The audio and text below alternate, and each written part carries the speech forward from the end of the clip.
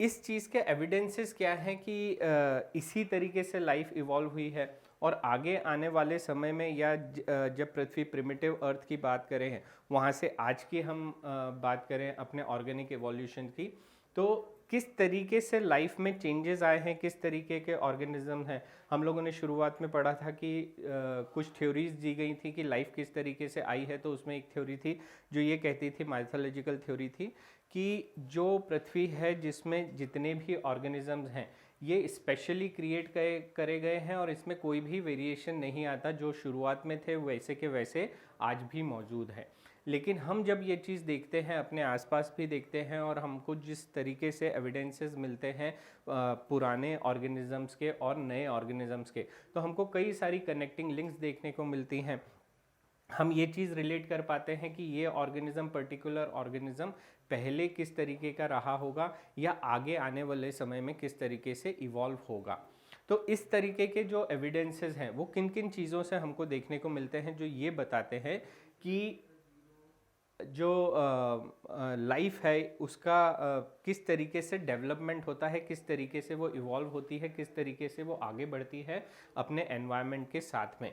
तो उसके लिए एविडेंसेस में आती हैं पैलेंटोलॉजिकल एविडेंसेस, जो फॉसिल्स की हम लोग बात करेंगे, palaeontological evidences, evidences from embryology, embryo जो डेवलप होते हैं ऑर्गेनिजम्स के, तो उनमें किस तरीके की स्टेजेस देखी जाती हैं जब उनका डेवलपमेंट होता है। तो जो पुरानी हिस्ट्री होती है, जो प्रिमिटिव लाइफ है जहाँ से वो ओरिजिनेट हुए हैं, उनके कई सारे कैरेक्टर्स जो हैं हमको एम्ब्रियो में देखने को मिलते हैं। और जब जैसे जैसे एम्ब्रियो बड़ा होता जाता है उसमें वो स्टेजेस हमको देखने को मिलती हैं और वो बीच में ही फिर कहीं पे गायब हो जाती हैं और जो ऑर्गेनिज्म है पर्टिकुलर स्पीशीज़ का वो डेवलप हो जाता है। तो एविडेंसेस फ्रॉम एम्ब्रियोलॉजी देखेंगे, evidences from comparative morphology and anatomy, morphology और एनाटॉमी में हमको किस तरीके की सिमिलैरिटीज़ डिससिमिलैरिटीज़ मिलती हैं।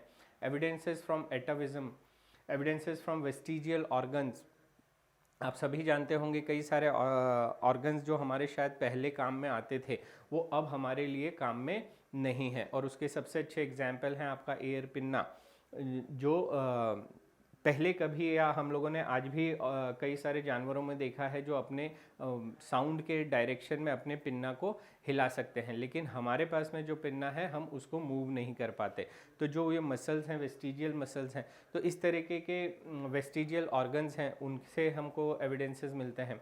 एविडेंसेस फ्रॉम बायोजियोग्राफिकल डिस्ट्रीब्यूशन, किस तरीके से बायोलॉजिकली डिस्ट्रीब्यूट हुए हैं। जब हम जो शुरुआत में अर्थ थी उसमें किस तरीके से जो आपके अलग अलग महाद्वीप सेग्रीगेट हुए, अर्थ किस तरीके से बटी और उसके कारण कई सारे जो लिविंग ऑर्गेनिजम्स थे वो किसी एक पर्टिकुलर जगह पे फंस गए और उनमें किस तरीके का डेवलपमेंट हुआ, और जहाँ पे ऑर्गेनिज्म एक दूसरे के साथ में जा सकते थे, आ सकते थे, अलग अलग जोग्राफिकल रीजन्स में जा सकते थे, वहाँ पे उनका किस तरीके से डेवलपमेंट हुआ। तो एविडेंसेस फ्रॉम बायोजियोग्राफिकल डिस्ट्रीब्यूशन, ये चीज़ देखेंगे। एविडेंसेस फ्रॉम कनेक्टिंग लिंक्स, जो हम लोगों ने बात करी थी कि कैसे एक ऑर्गेनिज्म दूसरे ऑर्गेनिज्म से कनेक्टेड है, किस तरीके से उसका डेवलपमेंट हुआ। तो कई बार हम लोगों ने ये बात करी है, हम लोगों ने सुना भी है कि पहले जो एलिफेंट्स थे वो रिलेटेड हैं, एक समय पे वूली मैमथ करके एक बड़े से एलिफेंट रहते थे, उन्हीं के वंशज ये हैं। अगर हम हमारी बात करें तो हम लोग भी ये मानते हैं कि हमारे और बंदरों के जो पूर्वज थे वो भी जो एप्स थे या वहाँ से हम लोगों की उत्पत्ति हुई और एक डायरेक्शन में बंदर चले गए जो आज भी पेड़ों के ऊपर रहते हैं, लेकिन कुछ जो थे वहाँ से ज़मीन पे उतरे और ज़मीन से उतरने के बाद में हम और एप्स में कन्वर्ट हुए। उसके बाद में कई सारे बायोकेमिकल एविडेंसेस हैं, वो उन सारी चीज़ों को भी हम देखेंगे। तो यहाँ से हम लोगों को बायोलॉजिकल ऑर्गेनिक इवोल्यूशन किस तरीके से होता है, इसके सारे एविडेंसेस हमको इन सारी स्टडीज़ से मिलते हैं। तो आइए एक एक चीज़ को हम अब डिटेल में देखते जाते हैं। तो पैलेंटोलॉजिकल एविडेंसेस, सबसे पहले हम बात कर रहे हैं पैलेंटोलॉजिकल एविडेंसेस की, that is evidences from fossils. तो फॉसिल्स का मतलब ही होता है कि जो हमको खोदने से मिलता है। मतलब अगर हम अर्थ क्रस्ट की बात करें तो अर्थ की अगर हम पूरी एक लेयर्स के रूप में देखें तो समय के साथ में जैसे जैसे पृथ्वी के ऊपर लेयर्स बनती जाती हैं, उन लेयर्स को अगर हम स्टडी करने की कोशिश करें तो उन लेयर्स में जो डेड एनिमल्स होते हैं वो धीरे धीरे उसमें ही ट्रैप होते चले जाते हैं। अब जब हम अर्थ की अलग अलग लेयर्स को स्टडी करेंगे तो हमको पता चलता है कि भाई वो लेयर किस समय पे बनी होगी, मतलब जो सबसे नीचे की लेयर होगी वो सबसे पुरानी लेयर होगी, उसमें किस तरीके के ऑर्गेनिजम्स ट्रैप हैं, और फिर उसके ऊपर की जो लेयर बनी है वहाँ पे किस तरीके के ऑर्गेनिजम्स ट्रैप हैं। तो इन दोनों के अंदर कुछ कनेक्टिंग लिंक्स हैं, या हम ये मान सकते हैं कि ये ऑर्गेनिज्म इस एरा में भी मिलता था, उसके ऊपर भी मिलता था। तो इस तरीके की जो स्टडीज़ होती हैं, these are called as paleontological studies, या हम कहें तो फॉसिल्स की स्टडीज़। तो fossils are remains of hard parts of life forms found in rocks. Rocks के अंदर जो हार्ड चीज़ें होती हैं हमारी, जैसे बोन्स वगैरह हुई, तो ये सारी जो चीज़ें हैं वो रॉक्स के अंदर, वही हम लोगों ने बात करी कि किस तरीके से एक जो सॉइल की लेयर है एक ऑर्गेनिज्म के मरने के बाद में वो उसके ऊपर चढ़ती जाती है। नॉर्मली जो एनवायरनमेंट होता है उसमें ये चीज़ होती चली जाती है। अब वो जो चीज़ होती चली जाती है तो उसके बाद में वो ट्रैप हो जाती है, और कंडीशंस में कुछ कंडीशंस ऐसी बनती हैं कि अगर वो रॉक के फॉर्म में आ जाए तो वो ऑर्गेनिजम्स की जो हार्ड मटेरियल है वो उन्हीं रॉक्स के अंदर ट्रैप रह जाता है, और वो हमको जब हम लोग अब खुदाई करते हैं तो वो सारी चीज़ें हमको देखने को अब मिलती हैं। तो ऐसे फॉसिल्स हमको देखने को मिलते हैं। अब यहाँ पे आप देख सकते हैं कि ये एक फ़िश का फॉसिल है, इसके जो डेड पार्ट्स हैं वो यहाँ पे इस रॉक के अंदर ट्रैप हो गए हैं। अब ये चीज़ की लाइफ, जो हमारा फॉसिल्स होते हैं उनकी एज किस तरीके से कैलकुलेट करी जाती है, तो वही चीज़ यहाँ पे इस डायग्राम में दिखाई गई है, या समझाने की कोशिश करी है कि किस तरीके से जो पूरी सॉइल होती है, सॉइल के अंदर जो लेयर्स हैं, अलग अलग लेयर्स हैं, मिट्टी की जो अलग अलग लेयर्स हैं वो अलग अलग पीरियड को डिफाइन करती हैं, और इस चीज़ को आपको समझना पड़ेगा कि ये किस तरीके से डिफाइंड होती हैं। तो अगर आप नॉर्मली अगर हम बात करें कि जैसे आप डेजर्ट में जाएं और डेजर्ट में बात करें तो रेती जो है वो रेगुलरली अपना रेत के जो टीले होते हैं वो रेगुलरली अपना शेप और अपनी जगह बदलते रहते हैं। तो इसी तरीके से जो मिट्टी है नॉर्मली भी एनवायरनमेंट में, हवा में ये मिट्टी उड़ती रहती है और धीरे धीरे नीचे ज़मीन के ऊपर डिपॉजिट होती चली जाती है। अब जब लंबे समय तक कोई ऑर्गेनिज्म वहाँ पे पड़ा होगा और डिके होने के बाद में उसकी हड्डियाँ वगैरह पड़ी होंगी, तो उसके ऊपर जो मिट्टी है इसकी लेयर बढ़ती जाएगी, चढ़ती जाएगी, चढ़ती जाएगी, और धीरे धीरे वो चीज़ क्या हो जाएगी, पूरी की पूरी मिट्टी में दब जाएगी। अब इसी तरीके से हर एक जोन में, हर एक एरा में, आप ये कहें हर एक टाइम जोन में वो मिट्टी दब जाती है, और उसमें उसी एरा के, उसी समय के जो ऑर्गेनिज्म होंगे उन्हीं के डेड पार्ट्स वहाँ पे ट्रैप होते हुए चले जाएंगे।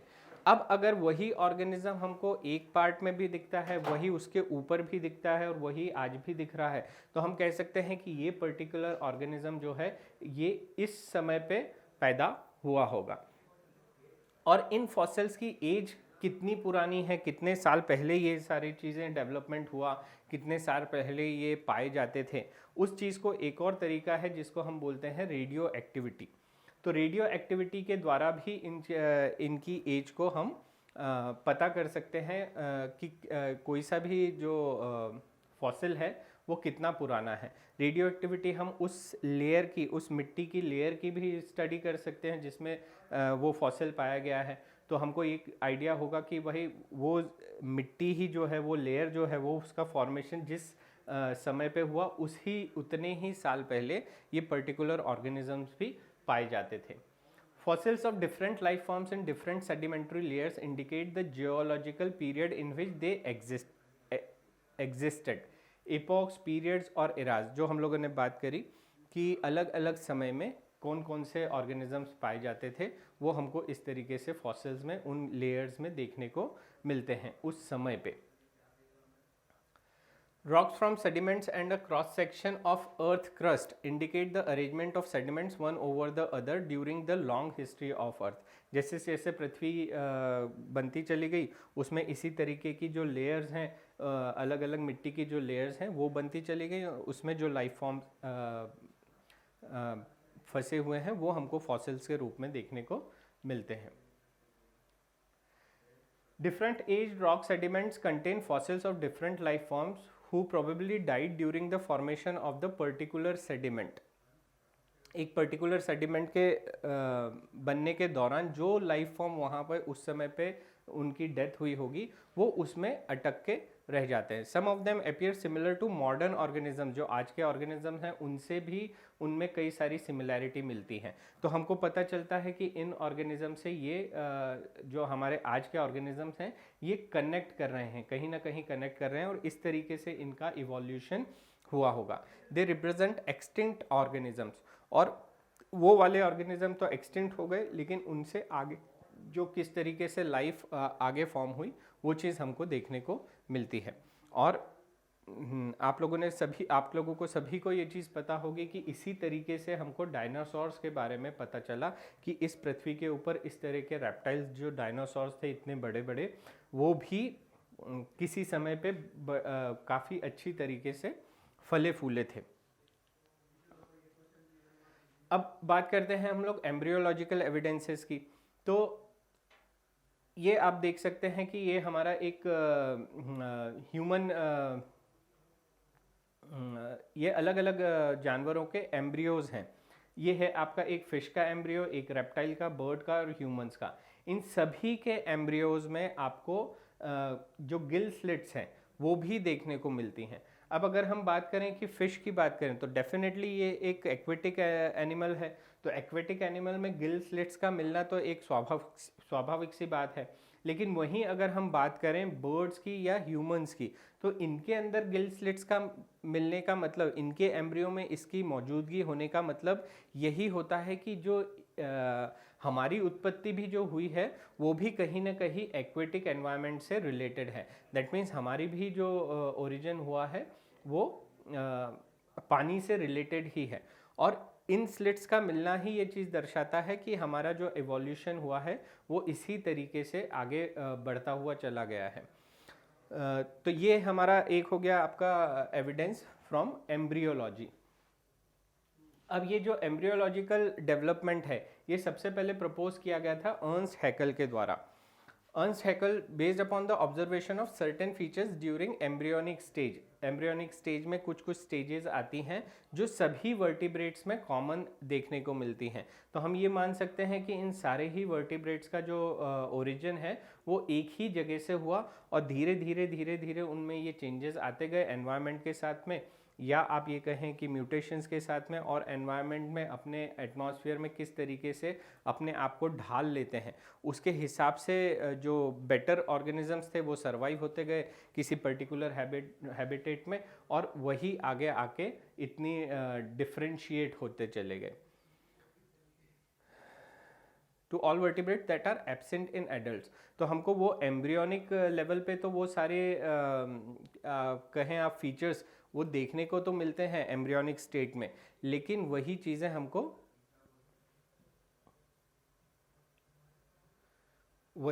जो हमको एडल्ट्स में देखने को नहीं मिलती, जिसका अभी आप लोगों ने एक एग्जाम्पल देखा कि हमारी जो गिल स्लिट्स हैं वो सभी वर्टिब्रेट्स में, फिशेस से लेके, रेप्टाइल से लेके, बर्ड से लेके आपके ह्यूमंस तक में देखने को मिल रही हैं। लेकिन वही गिल स्लिट जब एडल्ट हो जाते हैं तो वही हमारे गिल स्लिट जो हैं वो हमारे एडल्ट्स में ये चीज़ एब्सेंट होती है। Embryos of all vertebrate developed a row of vestigial gills, जो अभी हम लोगों ने बात करी कि जो वेस्टिजियल गिल्स होते हैं वो यहाँ पे डेवलप होते हैं फंक्शनली ओनली इन फिशेस, लेकिन ये फंक्शनल केवल फिशेस में होते हैं and not found in another adult vertebrates, और एडल्ट वर्टिब्रेट्स के अंदर ये सारी चीज़ें देखने को हमको नहीं मिलती। अब ये जो एक साइंटिस्ट थे कार्ल अर्न्स्ट वॉन बेयर, इन्होंने एम्ब्रियोनिक थ्योरी जो थी उसको पहले डिस्कार्ड कर दिया था।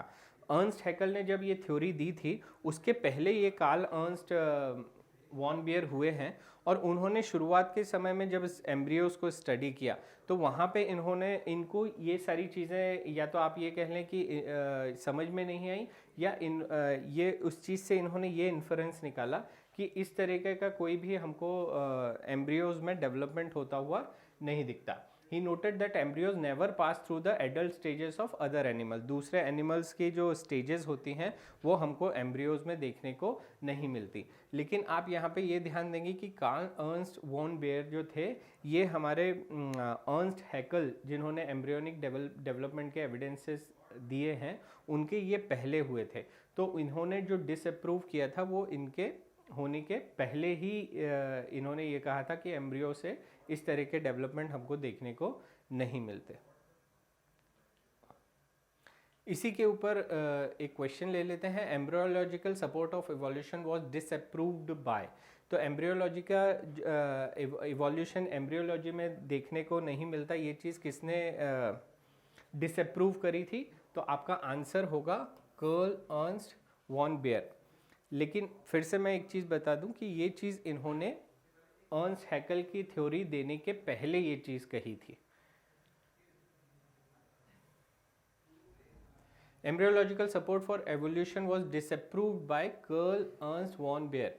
ही noted that embryos never pass through the adult stage of other animals during embryonic development.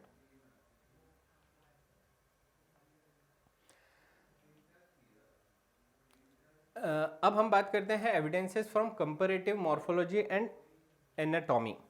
तो जब हम इस चीज़ की बात करते हैं मॉर्फोलॉजी और एनाटॉमी की, तो हम बात करेंगे होमोलॉजी और एनालॉजी की। होमोलॉजी और एनालॉजी मतलब, होमोलॉजी का मतलब वो होता है ऐसे ऑर्गन्स जिनका डेवलपमेंट तो एक जैसा है, लेकिन उनका जो हम फंक्शंस देखते हैं, फिजिकल फंक्शंस जो देखते हैं, वो डिफरेंट है। मतलब अगर हम उनका ओरिजिन देखें या उनमें सिमिलरिटीज़ देखें, अलग अलग ऑर्गेनिजम्स के अंदर देखें कि उन पर्टिकुलर ऑर्गन्स का डेवलपमेंट तो एक जैसा हुआ है, लेकिन अब जो वो एनवायरनमेंट में फंक्शन कर रहे हैं वो चीज़ वो काफ़ी डिफरेंट है। तो अगर हम कहें, इसको डिफाइन करें, तो organs which are similar in origin, जो ओरिजिन में तो सिमिलर है, लेकिन स्ट्रक्चर, एनाटॉमी, उनका ओरिजिन, स्ट्रक्चर और एनाटॉमी तो सिमिलर है, बट डिफरेंट इन फंक्शन, लेकिन वो फंक्शन उनका जो है वो डिफरेंट है। और ऐसे ऑर्गन्स को बोलते हैं homologous organ. Study of such organ is called homology, और इनकी स्टडी करने को होमोलॉजी कहा जाता है। अब इसमें सबसे अच्छा एग्जाम्पल आता है आपका thorn and tendrils of bougainvillea and cucurbita. जो हमारे कुकुरबिता और बोगनविलिया हैं, इनके जो थॉर्न्स हैं या आप टेंड्रिल कहें, तो ये सारी जो एक्सेल बड होती है, एक्सेल बड का ही ये मॉडिफिकेशन है। बोगनविलिया में वो चीज़ बन गई है थॉर्न, और वहीं जो कुकुरबिता फैमिली है उसमें ये जो एक्सेल बड है वो बन जाती है, रूप ले लेती है आपके टेंड्रिल्स का। और मैं जो बात कर रहा था कि इसका सबसे अच्छा एग्जाम्पल है hands of man, four limbs of horse, wings of birds, wings of bat, whale have similar anatomy. तो इन सारे ही ऑर्गेनिजम्स की, फ्लिपर ऑफ व्हेल, इन सारे ही ऑर्गेनिजम्स के अगर आप फोर लिम्स देखें, तो फोर लिम्स में का अंदर से अगर आप एनाटॉमिकली देखें तो इनकी जो स्ट्रक्चर्स होते हैं, बोन के स्ट्रक्चर होते हैं, रेडियस, अल्ना, ये सारी बोन्स जो हैं वो हर एक के अंदर हमको देखने को मिल रही हैं। जो पूरे जो इनके स्ट्रक्चर हैं, बोनी स्ट्रक्चर्स हैं, वो सारे के सारे एक जैसे हैं। लेकिन सभी के अगर हम फंक्शंस की बात करें, तो फंक्शंस में सभी का, जब आप चीता ले लें, आप मैन ले लें, व्हेल ले लें, बैट ले लें, बैट का जो फंक्शन है वो वही चीज़ उसका विंग्स में तब्दील हो गई है और वो उड़ने में मदद कर रही है। व्हेल्स के फ्लिपर जो हैं उसको तैरने में मदद करते हैं, वहीं चीता के भागने में, और हमारे जो मैन है उसके फोर लिम्स करते हैं ग्रिप कर, किसी भी चीज़ को ग्रिप करने में। तो ऑल्दो इनका फंक्शंस अलग अलग हैं, लेकिन इनका जो डेवलपमेंट है, एनाटॉमिकल डेवलपमेंट है, वो सेम ही है। इसी से रिलेटेड अगर हम और एग्जाम्पल्स की बात करें, तो hearts and brain of all vertebrates, testis in males and ovaries in females, radish and carrot जो आपकी रूट्स का मॉडिफिकेशंस हैं। वहीं अगर हम बात करें तो पोटैटो एंड जिंजर जो हमारे स्टेम्स के मॉडिफिकेशंस हैं। अब यही जो सिमिलैरिटी है, यही चीज़ हमको मॉलिक्यूलर लेवल पे भी देखने को मिलती है। जो इन ऑर्गन्स का डेवलपमेंट है या इनके अंदर के अगर हम बायोकेमिस्ट्री को स्टडी करें तो सिमिलर टाइप के हमको प्रोटीन्स एंड जीन्स इनमें भी देखने को मिलते हैं। एक क्वेश्चन ले लेते हैं। The similarity of bone structure in the four limbs of many vertebrate is an example of. तो अभी हम लोगों ने बात करी जो फोर लिम्स हैं अलग अलग वर्टिब्रेट्स के, और उनमें वो सारे ही एक किस चीज़ का एग्जाम्पल है? तो द आंसर इज होमोलॉजी, क्योंकि इस तरीके के ऑर्गन्स के स्ट्रक्चर को स्टडी करना ही होमोलॉजी कहलाता है। चलिए तो बात करते हैं अब हम लोग एडेप्टिव रेडिएशन की या एडेप्टिव डाइवर्जेंस की। तो एडेप्टिव डाइवर्जेंस या एडेप्टिव रेडिएशंस का मतलब हुआ the process of evolution of different species in a given geographical area starting from a point and literally radiating to other areas of geography. मतलब किस तरीके से जो अलग अलग स्पीशीज़ हैं वो डेवलप होती हैं जब वो किसी अलग अलग ज्योग्राफीज़ में पहुंच जाती हैं। जिस तरीके से उनका डेवलपमेंट होता है वो एक ज्योग्राफिकल एरिया से जब अलग अलग ज्योग्राफिकल एरिया में आती हैं तो वहाँ पे उधर की हैबिटेट्स के कारण किस तरीके से वो अडेप्टिव फीचर्स लेती हैं और किस तरीके से नेचुरल सिलेक्शन होने के कारण किस तरीके से नई नई स्पीशीज़ डेवलप होती हैं। तो इस तरीके का जो डाइवर्जेंस होता है, अब इसमें होता क्या है कि भाई जो ऑर्गेनिजम्स हैं उनके कई सारे ऑर्गन्स के जो डेवलपमेंट है वो तो सेम ही होता है जो हम लोगों ने होमोलॉजी में पढ़ा, लेकिन उनके अलग अलग हैबिटेट्स में पहुंच जाने के कारण वही जो ऑर्गन्स हैं उनके फंक्शंस डिफरेंट हो जाते हैं। और वो किस तरीके से क्या होता है तो उसके हम कुछ एग्जाम्पल्स ले लेते हैं। जैसे पहला एग्जाम्पल्स है, बहुत फेमस एग्जाम्पल है और ये सबसे पहले प्रपोज किया गया था बाय डार्विन्स फिंचेस। तो डार्विन्स जब गैलापागोस आइलैंड में अपने स्टडीज़ करने के लिए पहुँचे तो वहाँ पे जो फिंचेस थी, जो छोटी छोटी चिड़ियाँ थीं, उनमें किस तरीके के डेवलपमेंट हुए अलग अलग हैबिटेट्स के कारण उन्होंने अलग अलग अपने आप को किस तरीके से अडेप्ट किया और उनमें क्या क्या चेंजेस आ गए, उसके कारण उनकी जो अलग अलग species, different kind of species बनी, तो उसके बारे में डार्विन्स ने स्टडी किया है। वहीं अगर बात करें ऑस्ट्रेलियन मार्सूपियल्स की, तो जब जो लैंड मास है वो अलग हुआ ऑस्ट्रेलिया के रूप में, तो वहाँ के जो मार्सूपियल्स थे वो उनका किस तरीके से डेवलपमेंट हुआ। वहीं जो प्लेसेंटल मैमल्स हैं जो हमारे दिखाई देते हैं हमको साउथ अमेरिका में या और कहीं पे, तो उनका किस तरीके से डेवलपमेंट हुआ और वो किस तरीके से जो ऑस्ट्रेलियन मार्सूपियल्स हैं या ऑस्ट्रेलियन जो एनिमल्स हैं, प्लेसेंटल एनिमल्स हैं, उनमें किस तरीके की समानता है अलग अलग ज्योग्राफिकल एरियाज़ में रहने के बाद भी उनमें जो डेवलपमेंट हुआ है वो किस तरीके का हुआ है। तो ये सारे एग्जाम्पल हैं हमारे एडेप्टिव रेडिएशंस के या एडेप्टिव डाइवर्जेंस के। तो इसमें सबसे पहले हम बात करते हैं डार्विन्स फिंचेस की। तो डार्विन्स फिंचेस ये स्मॉल बर्ड्स थे जो गैलापागोस आइलैंड्स हैं आपके साउथ अमेरिका के पास में। तो वहाँ पे इन गैलापागोस आइलैंड्स में ये जो फिंचेस थी ये आई हैं आपकी साउथ अमेरिका से उस आइलैंड्स पे ये आई। आने के बाद में जब इनको यहाँ वहाँ पे काफ़ी अच्छा सॉरी एक एनवायरनमेंट मिला और एनवायरनमेंट के साथ में इनको जो आप कहें कि फूड की अवेलेबिलिटी काफ़ी अच्छी होने के कारण वो वहाँ पे अच्छे से पनपने लगी। अब जब वहाँ पे जैसे जैसे इनकी संख्या बढ़ी तो संख्या बढ़ने के बाद में इनका आपस में ही कंपटीशन बढ़ा फूड के लिए, लेकिन वहाँ पे फूड की अवेलेबिलिटी काफ़ी ज़्यादा थी। तो हर एक आप ये कहें कि धीरे धीरे उनमें कुछ एडाप्टेशन इस तरीके के आने लगे कि कुछ लोगों ने कुछ वेजिटेरियंस हो गई जो सिर्फ सीड्स के ऊपर डिपेंडेंट थी, कुछ वेजिटेरियन में ही कुछ जो बर्ड्स थे उनको खाने लगे, जो फ्रूट्स थे उनको खाने लगे, कुछ जो थे वो इंसेक्ट्स के ऊपर डिपेंडेंट होने लगे और उन्हीं के कारण उनकी जो आप ये कहें कि जो बीक्स थे उनमें चेंज आने लगे, उनकी जो चोंच थी वो अलग अलग चेंजेस हुई और ये अलग अलग जो फिंचेस हैं ये अलग अलग तरीके की में डेवलप होती चली गई। अब ये जो एक नेचुरल सिलेक्शन की प्रोसेस है या आप ये चीज़ कहें कि जो हमने जेनेटिक्स में पढ़ा था कि वेरिएशंस तो रहते ही हैं एक स्पीशीज़ में, अब अगर वो वेरिएशंस फ़ायदेमंद हो जाते हैं तो वो वाली जनरेशन जो है वो बढ़ने लगती है। तो इसी तरीके से फिंचेस के साथ में भी हुआ कि फिंचेस में जो एडेप्टेशंस आए या जो वेरिएशन जो पहले से जेनेटिक्स में मौजूद थे, उसके कारण कई सारी स्पीशीज़ जो थी वो इंसेक्ट के ऊपर आश्रित हो गई और उन्हीं की इंटरब्रीडिंग हुई तो वो एक अलग फिंच में डेवलप हो गई। वहीं जो दूसरी थी वो जो सीड्स खा रही थी उनमें कुछ चेंजेस आ गए और वो उस तरीके से डेवलप हो गई। और जो उनके लिए फ़ायदेमंद चीज़ थी कि किस तरीके की बीक होना चाहिए ताकि वो इंसेक्ट्स को पकड़ सकें, किस तरीके की बीक्स होना चाहिए ताकि वो सीड्स को पकड़ के खा सकें, तो वो सारी चीज़ें जब उनमें आपस में इंटरब्रीडिंग मतलब सेम ही स्पीशीज़ में सेम ही कैरेक्टर्स की स्पीशीज़ में जब इंटरब्रीडिंग हुआ तो उनकी आबादी बढ़ी और इस तरीके से ये अलग अलग तरीके की फिंचेस का डेवलपमेंट हुआ। तो evolve from seed eating birds in Galapagos island. तो ये जितनी भी फिंचेस बनी हैं वो सारी जो इवॉल्व हुई हैं वो इवॉल्व हुई हैं सीड ईटिंग बर्ड से, जो दाना खाती थी, जो वेजिटेरियन थी, जो हमारे सीड्स के ऊपर निर्धारित थी अपने भोजन के लिए। तो उनसे ये इनका डेवलपमेंट हुआ गैलापागोस आइलैंड में।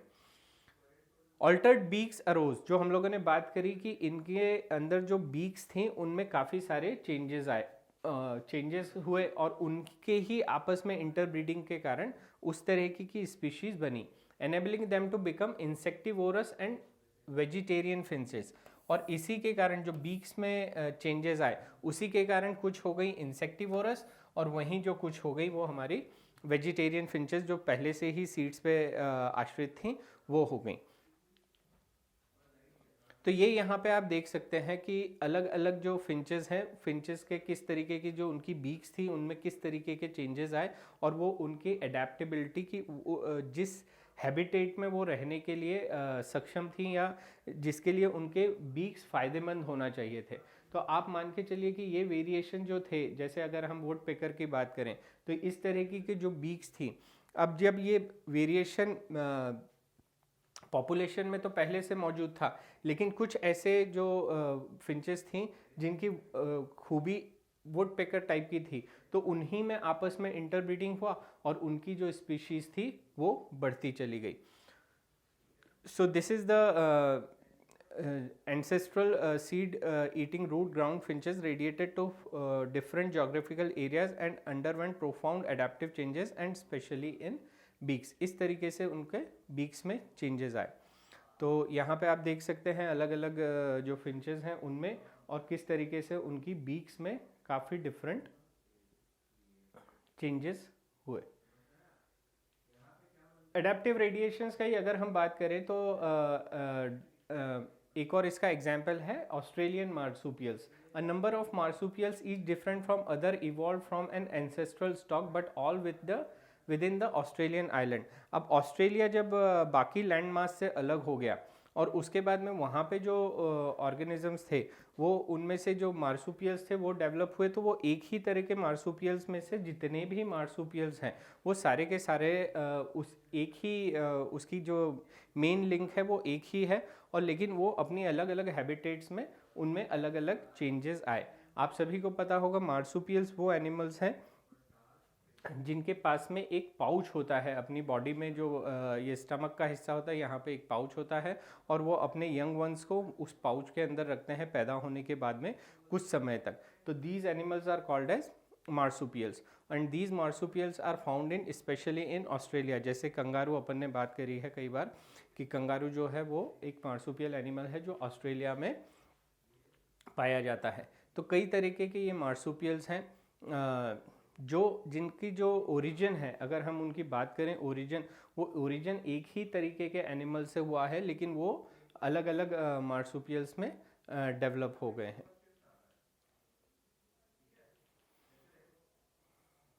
अब इसी के बाद में बात करें अगर हम तो प्लेसेंटल एनिमल्स की। अ number of placental animals have evolved from a common ancestral type in other parts of the world.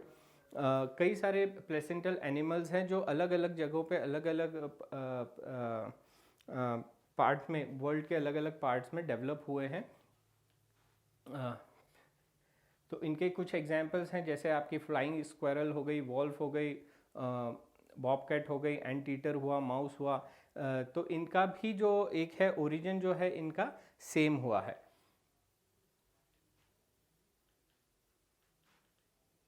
अब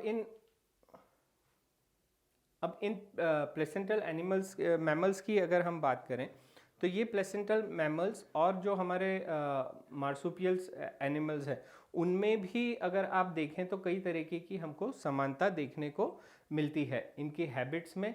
और ये इनका डेवलपमेंट जो हुआ है ये अलग अलग जगह पे हुआ है, मतलब एक डेवलप हो रहे हैं ऑस्ट्रेलिया में और वो दूसरे पार्ट ऑफ वर्ल्ड में दूसरा डेवलप हो रहे हैं। लेकिन जब इनका डेवलपमेंट हुआ और आज की समय में हम देखते हैं तो कई सारे सिमिलैरिटीज़ हमको दिखती हैं कि वो जो मार्सुपियल्स आपके ऑस्ट्रेलिया में पाए जाते हैं और जो दूसरे पार्ट ऑफ वर्ल्ड में पाए जाते हैं उनमें कई सारे सेम काइंड ऑफ ऑर्गेनिज्म हमको देखने को मिलते हैं। अब बात करते हैं हम एनालॉगस ऑर्गन्स की या एनालॉजी की, एनालॉजिकल एविडेंसेस की। तो एनालॉजी का मतलब हुआ, अभी हम लोगों ने बात करी होमोलॉजी की। होमोलॉजी का मतलब जिसमें ऑर्गेनिजम्स के जो ऑर्गन्स हैं उनका डेवलपमेंट तो सेम होता है लेकिन वो अपनी हैबिटेट के कारण जहाँ पे उनको उस ऑर्गन का इस्तेमाल करना है उसके अकॉर्डिंगली उनके जो ये ऑर्गन्स हैं इनका फंक्शन डिफरेंट हो जाता है। लेकिन यहाँ पे अब हम बात कर रहे हैं एनालॉजी की, मतलब यहाँ पे जो डेवलपमेंट है ऑर्गन का, वो ऑर्गन का डेवलपमेंट तो अलग अलग तरीके से हुआ है लेकिन अब वो फंक्शन सेम कर रहे हैं, मतलब उनका फंक्शन जो है वो सेम है, सिमिलर है।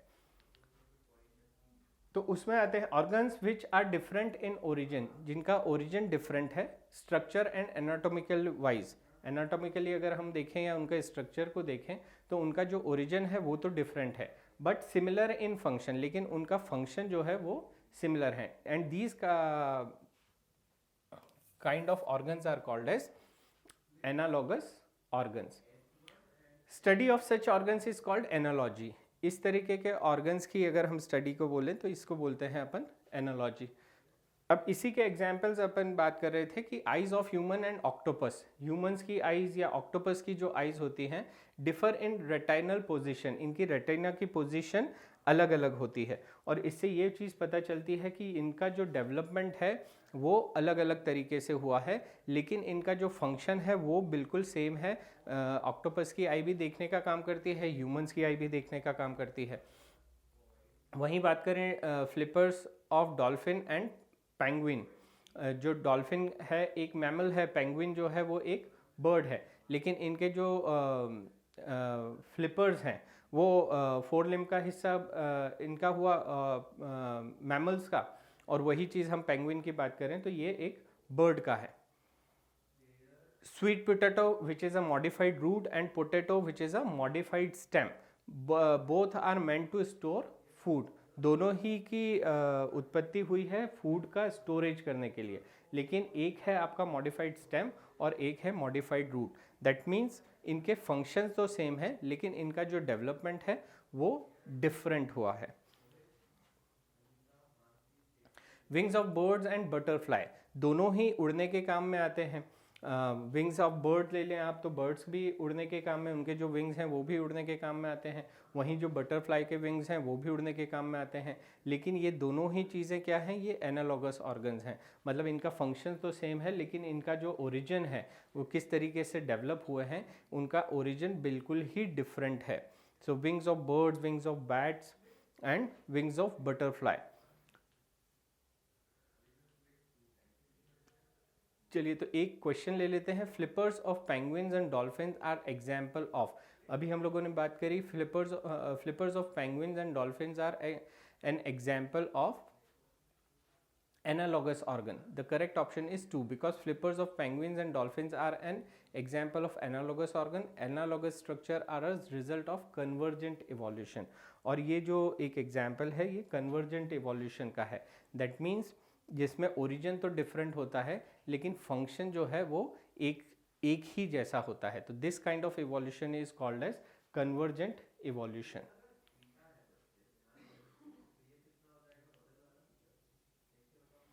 अब बात कर लेते हैं हम लोग कन्वर्जेंट इवोल्यूशन की।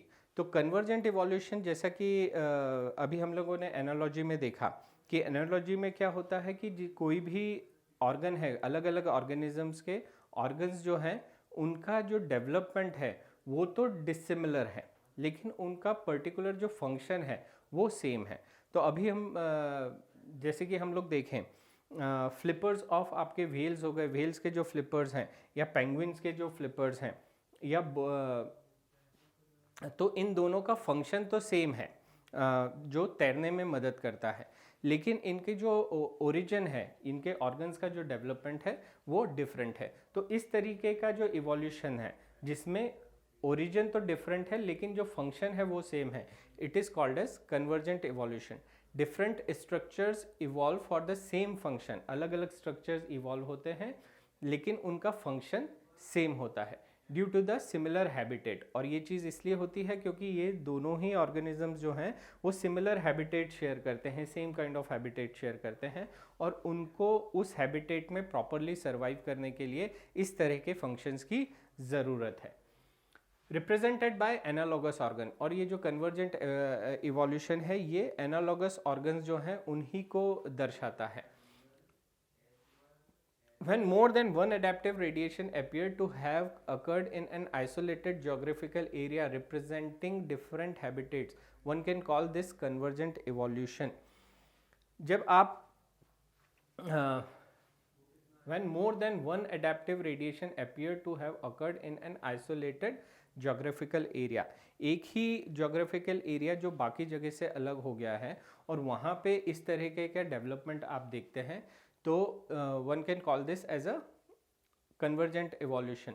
तो इस तरीके का डेवलपमेंट जो है वो चीज़ कहलाता है आपका कन्वर्जेंट इवोल्यूशन। मतलब उस पर्टिकुलर हैबिटेट में रहने के लिए जो अलग अलग ऑर्गेनिजम्स हैं उनमें इस तरीके का अलग अलग ऑर्गन्स का एक ही फंक्शन करने के लिए डेवलपमेंट हो जाना, ये चीज़ कहलाती है आपकी convergent evolution.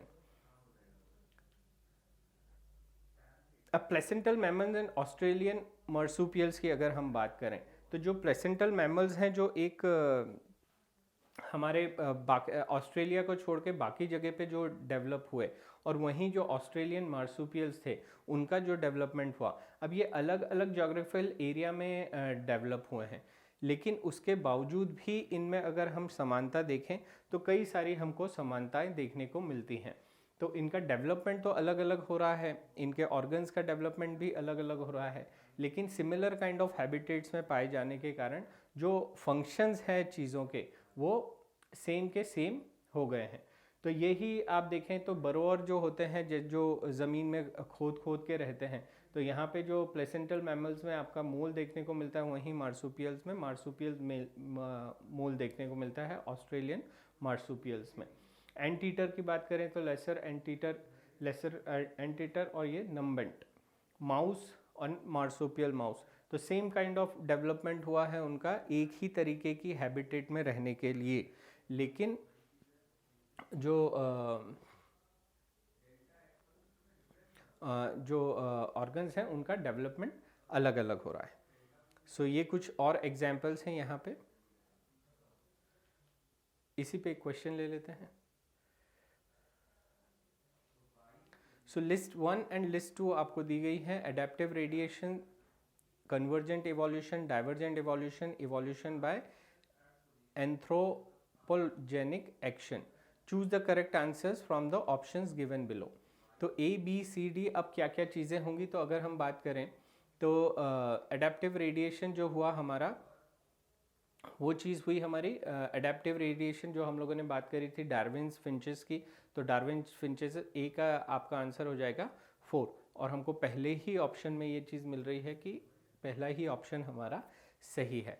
That means adaptive radiation is Darwin finch, convergent evolution is आपका wings of butterfly and bird, divergent evolution हो गया आपका bones of four limbs of man and whale, और वहीं evolution by anthropogenic action, anthropogenic action is selection of resistant varieties due to excessive use of herbicides and pesticides.